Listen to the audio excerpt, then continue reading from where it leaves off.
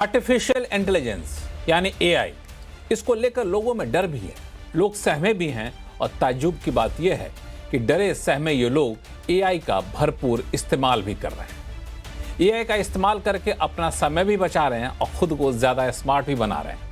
तो फिर डरना क्यों? आइए खुलकर जमकर एआई का इस्तेमाल करें। जिन चुनौतियों से निपटने में हमें वर्षों लगते थे, क्यों ना उन चुनौतियों को एआई का इस्तेमाल करके चुटकियों में निपटाया जाए। आज इसी मकसद से दिल्ली में इंडिया एआई इम्पैक्ट एक्सपो शुरू हुआ है। इसमें दुनिया की दिग्गज कंपनियों Google, open AI, Anthropic, Nvidia, Qualcomm जैसे कंपनियों के सीईओ हिस्सा ले रहे हैं। 100 से ज़्यादा देशों के नेता, पॉलिसी मेकर, डिप्लोमेट्स हिस्सा ले रहे हैं, जो अगले 5 दिनों तक इस बात पर मंथन करेंगे कि एआई की चुनौतियों से कैसे निपटा जाए, एआई के लिए भारत में माहौल या जरूरी इकोसिस्टम कैसे तैयार किया जाए और एआई के लिए किन किन सेक्टर में अपार संभावनाएं हैं। हमने सोचा क्यों ना आज आवाज अड्डा में इसी पर चर्चा किया जाए।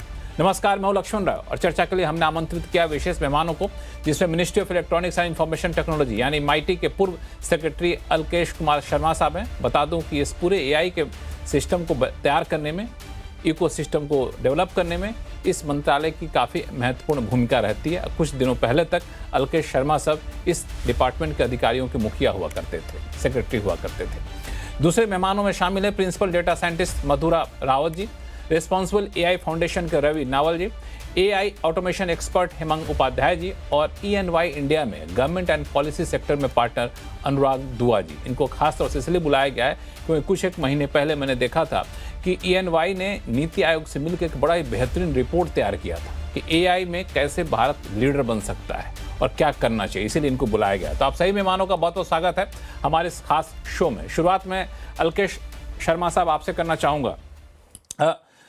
आपने काफ़ी करीब से इस पूरे डेवलपमेंट को देखा होगा और मैं उम्मीद करता हूं जब आप आईएएस बने होंगे तब शायद एआई नाम की चीज़ भी नहीं रही होगी। और अब देखिए एआई कहां तक पहुंच गया, अब एआई से लोग डरने भी लगे।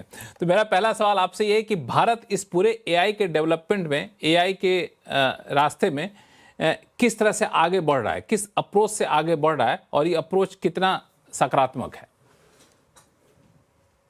ये एक्चुअली मुझे लगता है कहीं ना कहीं वो कनेक्टिविटी का इशू है। तो आपका सवाल मैं सुन नहीं पाया, एक बार फिर से बताएंगे? हाँ, मैं ये पूछना चाह रहा था कि एआई जो है, एआई के इस पूरे सफ़र को भारत कैसे ले रहा है, इस भारत का अप्रोच कितना सकारात्मक है और एआई के दुनिया में लीडरशिप रोल आने की भूमिका निभा सकता है क्या इस अप्रोच के साथ? बिल्कुल बिल्कुल। आप देखिए, जैसा कि हम लोगों का जो एआई मिशन की शुरुआत हुई है, इससे पहले हम लोग अगर डिजिटल इंडिया भी देखें तो डिजिटल इंडिया की शुरुआत का जो हमारा फाउंडेशन है, जो हमारी नींव है, वो बेसिकली इसी चीज पे है कि हम लोग एक सेफ, ट्रस्टेड और अकाउंटेबल डिजिटल इंफ्रास्ट्रक्चर,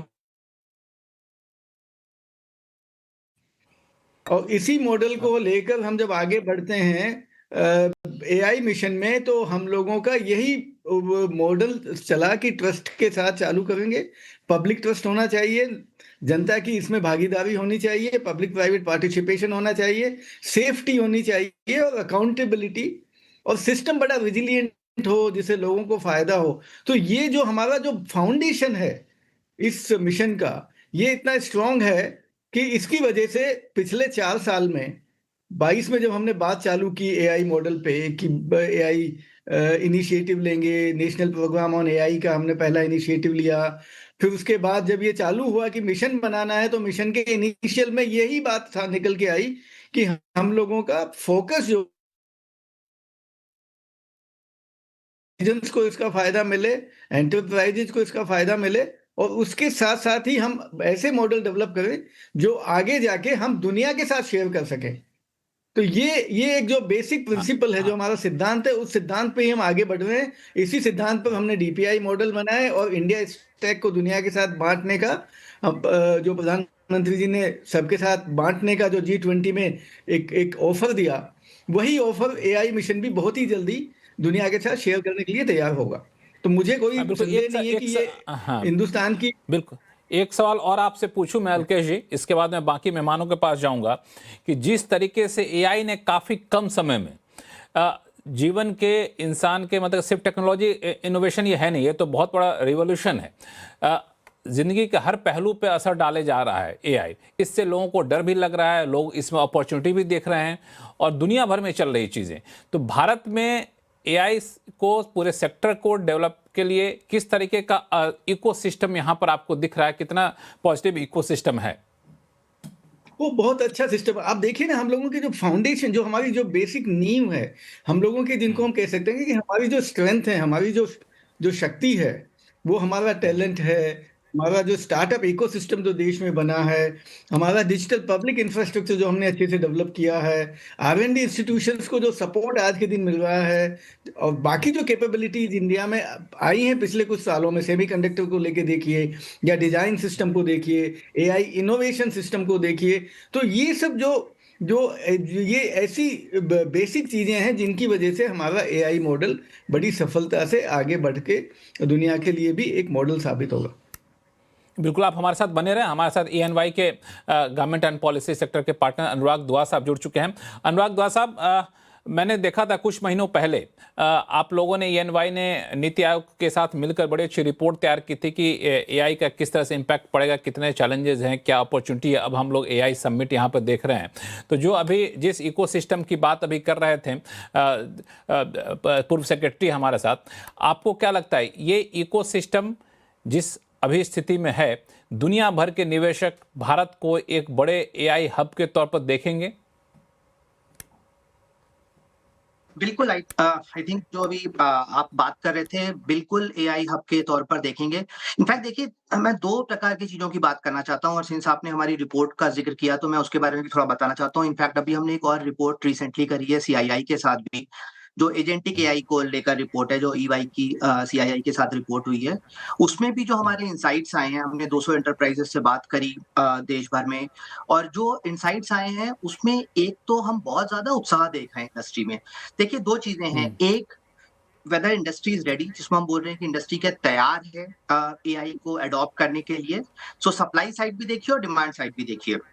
दूसरा, क्या इंडस्ट्री अब नेक्स्ट कदम ले रही है। देखिए, एक होता है, हम बहुत टाइम से इन स्टेजेस में रहे हैं जब हम बोलते थे हम प्रूफ ऑफ कॉन्सेप्ट कर रहे हैं, बट अब क्या हम प्रूफ ऑफ कॉन्सेप्ट से आगे बढ़ रहे हैं? क्या हम प्रोडक्शनाइजेशन, जिसको हम बात करते हैं, AI सिस्टम की, उसमें जा रहे हैं कि नहीं जा रहे हैं? सो इस रिपोर्ट से हमारा एक बहुत बड़ा ये इंसाइट आया कि अब बहुत सारे लोग POC से आगे बढ़ गए हैं और अब प्रोडक्शनाइजेशन में जा रहे हैं। सो ये एक बहुत बड़ी चीज निकल के आई।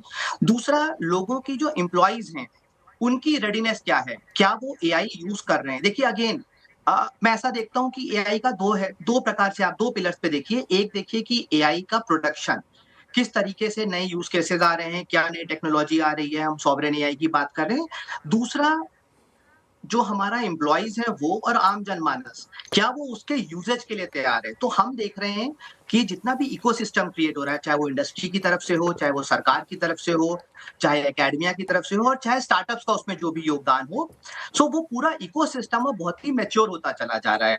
और डेफिनेटली हम बार बार उसी बात को करते हैं कि इंडिया के क्या डिविडेंड्स, इंडिया कैसे AI में सुपर पावर बन सकता है। लोगों के अपने अपने विचार हैं इसमें, मगर मैं इस बात को जरूर समझता हूँ कि चाहे वो डेटा को लेकर हमारी रेडीनेस हो, चाहे इंफ्रास्ट्रक्चर पे, फिर से मैं इस बात को कहना चाहता हूँ, चाहे सरकार जितना उसमें इन्वेस्ट कर रही हो, या प्राइवेट सेक्टर अब आगे बढ़ के जितना उसमें इन्वेस्ट कर रहा है, स्टार्टअप्स उसमें इन्वेस्ट कर रहे हैं, मैं जरूर देखता हूँ कि यहाँ से आगे की जो हमारी राह है वो अच्छी ही है इस एरिया में।